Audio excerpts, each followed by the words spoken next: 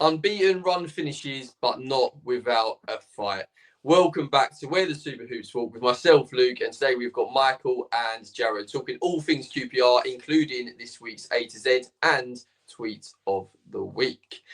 So, Michael, the run finishes, but you're pushing for that late equaliser. Yeah, I forgot what this feeling feels like, to be honest. But no, it felt like we were the better side for most of the game. And the goals that we conceded were frustrating. They were two goals that probably we shouldn't have allowed to happen, especially the second goal. It was just poor defending by Steve Cook. But it was bound to happen eventually. So just going to have to look for the next couple of games, both away from home, and see if we can just turn it around. Yeah, definitely, Jared. It was probably quite a frustrating game from a fan's point of view because it was quite a good performance. Really, there wasn't too much to change, really, was there, Jared? No. I think two kind of moments where the defence switched off, if you like. Apart from that, Millwall didn't really create loads. I know Nardi made a great save in the first half, but we generally played okay. I think in hindsight, I think maybe trying to get. They seem to throw so many balls into the box that the Millwall centre backs just loved. You know, we played it into their hands, I'd say. And if we had gone maybe with Burrell and the pace from the start, I think maybe it could have been different. But there's not too much to kind of grumble about. I think in this run of games, there's been games that we've drawn where we could have lost. There's games that we've won that we could have lost as well, maybe. So these types of games happen in the Championship all the time. And we've been on the right end of some of them. And I think there's going to be games like this that we have to just accept that it wasn't our day and move on. And yeah, there's no need to kind of panic. Yeah, I think that's the best attitude, especially when the performance it wasn't too bad. I think it shows though, doesn't it, Michael, that there's character within the team to keep pushing. You got that goal in the 85th minute, and you kept pushing and pushing. It shows you got fighting character within the ranks. Yeah, I mean, we fought right to the end. I thought the selection by Stefan was questionable. I felt like we should be putting our strongest team out after having a 2-week international break. I don't understand the reasoning behind starting Frey and Kone in behind. We should have attacked them with pace from the get-go, like Jared was saying. Just because Millwall are the team with obviously Jake Cooper at centre-back. He's just a big man mountain he's more physically strong than Frey. So yeah, we just should have been putting balls in behind and probably shouldn't have started Cook either. I feel like he was at fault for the second goal, definitely. And the first goal, I felt like maybe he could have done better as well. Yeah. Let's get on to Cook. I don't think he had his greatest game. And you were impressed with his overhead kick, was you, Jared? Oh, I was sitting like right in line with it, and the cross comes in. And you think just nod it back in, bring it down, give it to someone a bit more creative. And he tries that, and like even if it had been 0-0 in the first minute of the game, I'd have been like, "What are you doing?" But I think he had flashbacks to the one against West Brom a couple of years ago, which was cleared off the line in the last minute. And I was actually at home that day watching it on TV, and I can remember thinking if that had gone in, I'd have been happy, but I'd have been absolutely gutted that I wasn't in that stadium because that was the night they celebrated Stan Bowles, his legacy and everything. So yeah, I can remember it clearly. But I feel with Morrison's injury, hopefully it's not serious, but with his injury record last season, I feel it could be quite a long-term one, which means we're stuck with Cook at centre back. And I think I looked at Millwall centre backs. They're both 6'5", 6'6". They're both strong. They're relatively quick for their size. Not bad on the ball, and I'd say it's the one area of the pitch where we lack that physicality. And I looked on with envy at their centre backs when I think about Cook, and he's been a great servant. He's had a great career, but if we're going to have to rely on him now for 2 games this week as well, I think we're struggling a bit because there's no one else really that can come in now. Yeah, like I said, there's no disrespect on his name. He's, like you say, he's had a great career, etc. It's just his legs going a little bit, and actually, I think his decision making, like you said, overhead kick in the last few seconds of the game, not the right decision. And I think he was at fault, Michael, wasn't he, for one, maybe even 2 of the both of the goals.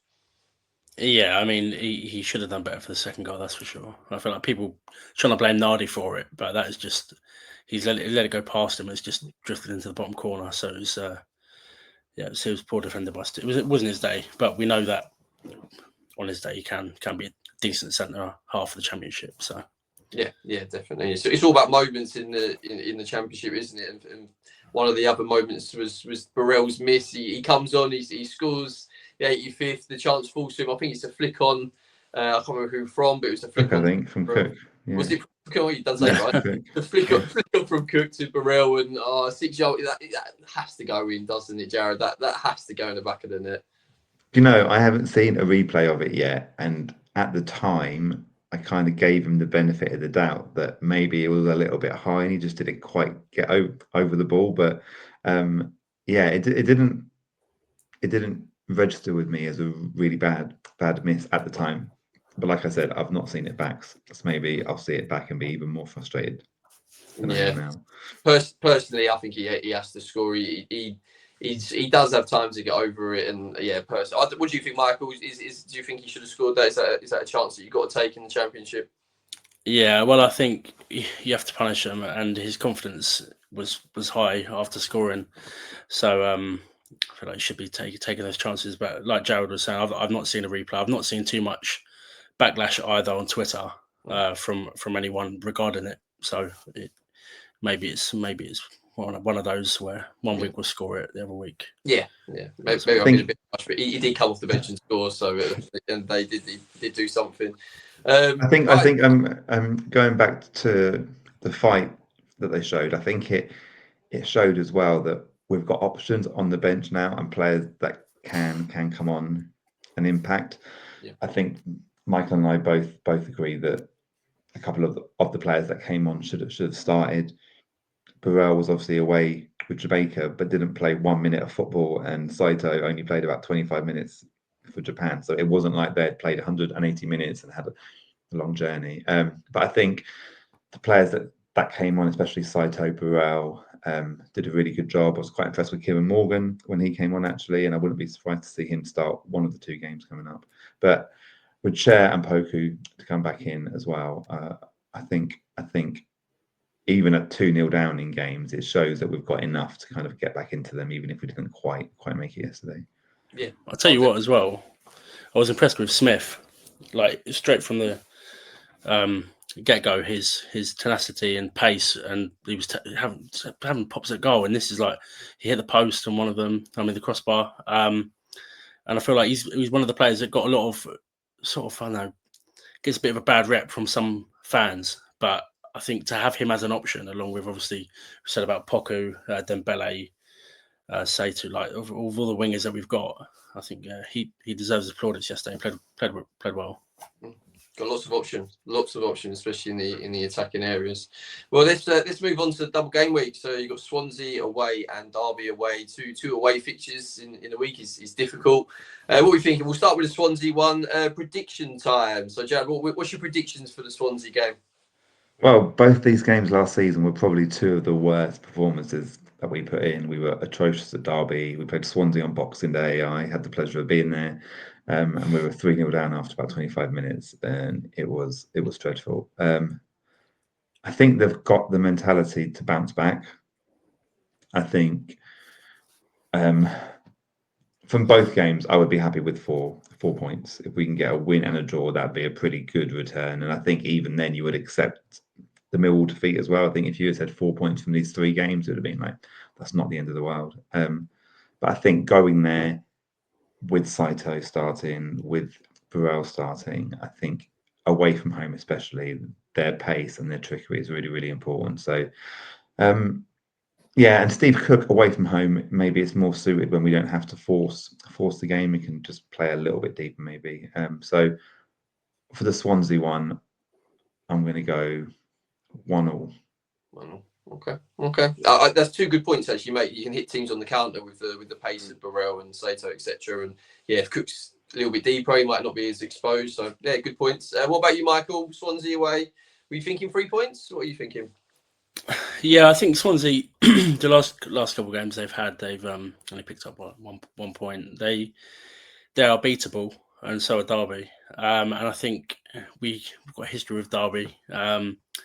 So we'll be there in full voice singing Bobby Zamora.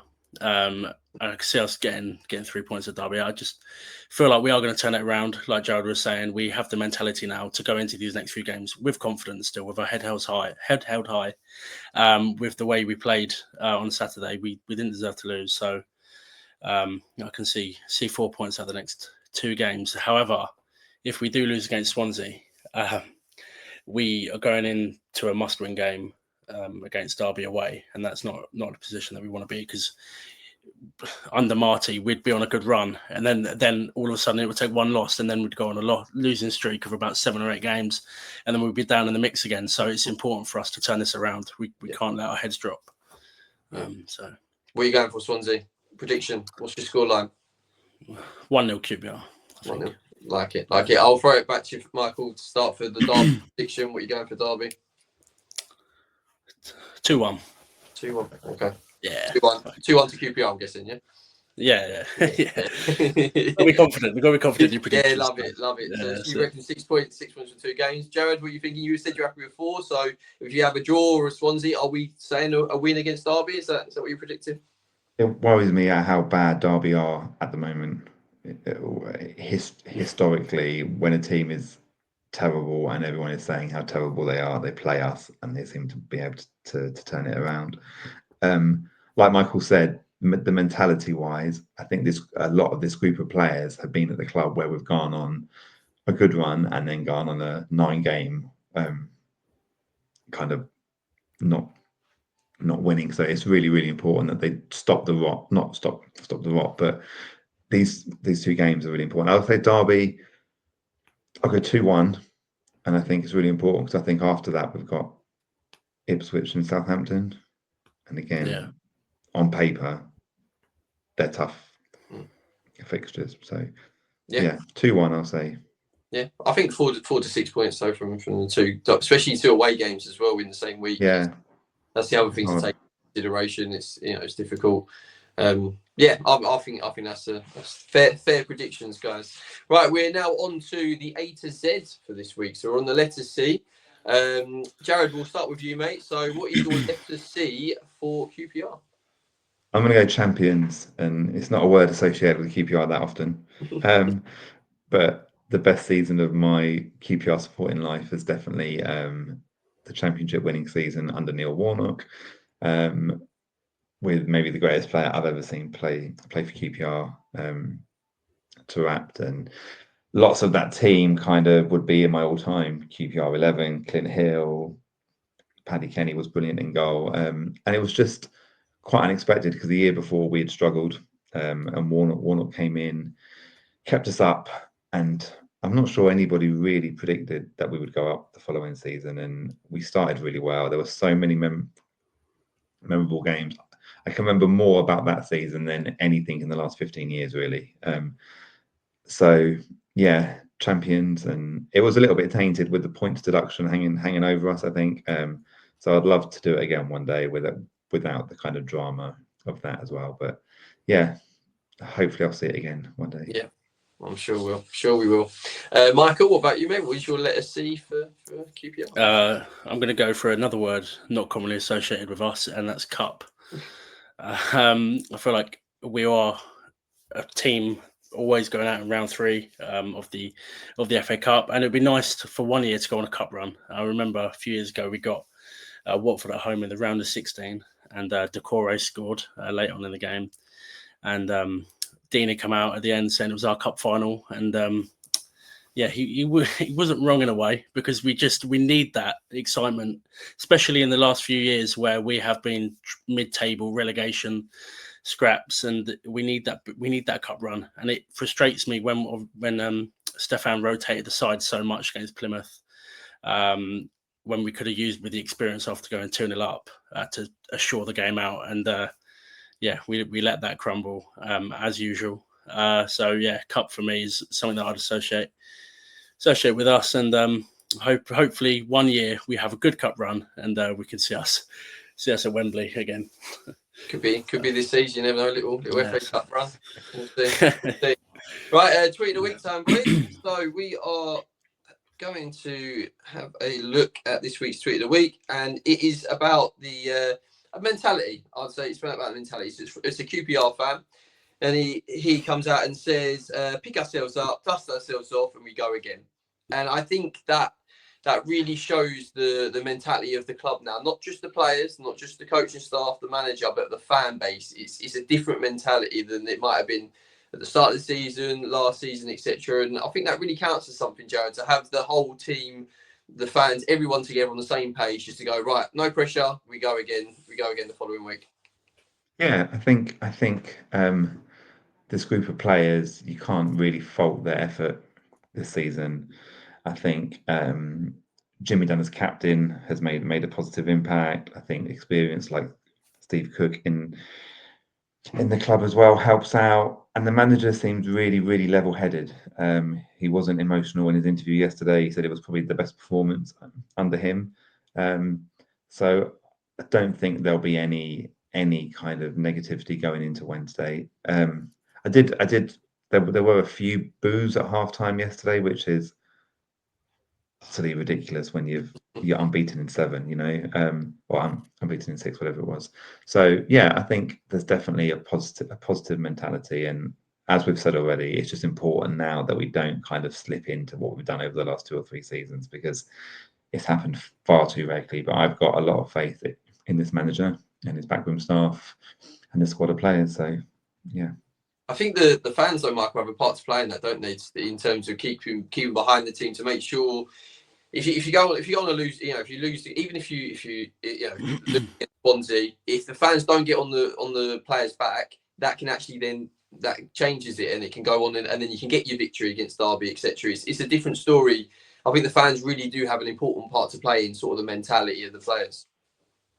Yeah, definitely. I think this group of players that we've got at the moment, and the way from the top down the club want to see us going, the expectations that we've got on the players are harsher than perhaps what they would have been in the last few years when we've had these transfer bans, when we've not been able to spend any money. We have been recruiting, and we've been recruiting well. I think it's important for the players to know that now there are expectations on them to turn this around. And like every week, we'll get behind the players and support them every week, but they've got to show up. I think after the losing against Coventry, Ryan Colley came over to the fans at the end. I think some words were said from us to the players, but it shows that no matter what, we turn up every week after a 7-1 loss, and we turned it around to almost fall off this road. So it's something that the fans, the players now know that we will turn up for them every week, and they've got to do the same for us. And I think the next 2 games is dust themselves off, go back out there, and get a few points back on the board. So yeah, I think. Like I say, it works both ways, doesn't it? And think about how was that Coventry game this season? It doesn't feel like this season. I don't know about you, but yeah, it doesn't feel like it was the same season. Anyway, thank you. And I think if they've bounced back from that in such a strong fashion, I think bouncing back from a 2-1 defeat should be easy. And I think, like I said, I've got absolute full faith in this manager. He really excites me, and yeah. No, very good, very positive. I love the positivity. Well done, guys. Thank you for a good conversation, and thank you everybody for listening and watching at home. Please like and subscribe and get involved in the comments below.